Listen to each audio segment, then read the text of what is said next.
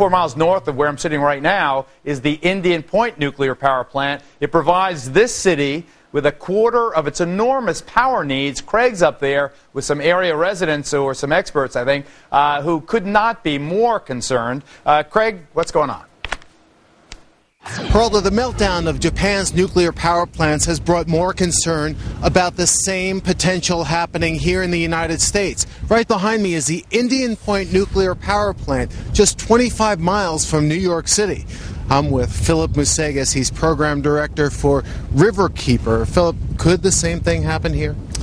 It could. The risk is there. We are very concerned that the Nuclear Regulatory Commission, which is the agency that oversees this nuclear plant, has not fully assessed the risk of an earthquake here at Indian Point. And there are recent studies that show that the earthquake risk here is actually higher than it was thought to be back when the plant was licensed nearly 40 years ago. There is a potential for an earthquake here in New York, right under that power plant.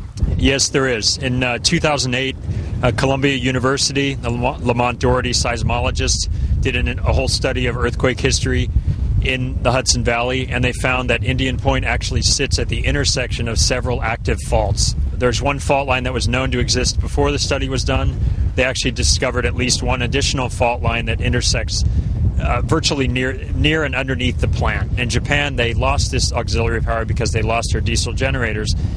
This plant has diesel generators, that's, a similar type that Japan has. And, if that secondary backup power supply is somehow damaged, if you have a hurricane or a winter storm or a flood, which you can have here in the Hudson Valley, that knocks out that backup power, then you can have a series of things that lead to a similar situation and potentially a meltdown. 180,000 people were evacuated from Japan's northeastern coast, fearing possible radioactive contamination from the earthquake-damaged nuclear power plants.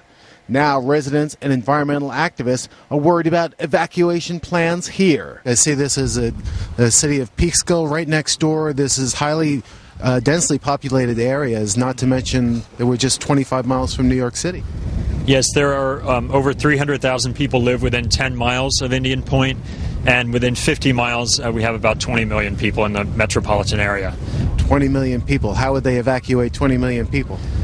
Well, not very well. The concern that even if you try to evacuate a small portion of the population, the general panic and concern that would ensue would cause everyone to attempt to flee, and it would basically result in gridlock, and you would not be able to get people out of the area in time to prevent them from being exposed. And we are seeing that, tragically, in Japan now. Craig's live up there now in Indian Point. I always think, these liberal namby-pambies, they're always... it'll never happen. They're worried about doomsday. And then look what happens in northern Japan, northeastern Japan. It's doomsday. The earthquake happens, which is unbelievable. Then comes the tsunami. Then the batteries go out and all the rest of it. But is it true, Craig, that they never figured on an earthquake? They never planned for an earthquake when they licensed Indian Point? Is that true? That's right. According to Riverkeeper, Phil Musegas and Paul Gallet, who are here with me now, they said that Indian Point was basing the opening of their operation here in Buchanan, New York, on a risk factor of a 3.0 earthquake. But the new study says that there's more of a potential for a 7.0. So the risk factor goes up much, much higher than, almost reaching that of what's happening in Japan. Okay, Craig, I want your guests, your live guests, to stand by. We'll work them into the broadcast as we continue. I want also to give folks the heads up that coming up, the world and the nation are responding to our Japanese friends in their time of dire need. We'll have that story, and we'll bring you an update on some of the other reports that we've been covering. Fox News is all over this disaster, folks. Please stand by. We'll be back in a flash right after that.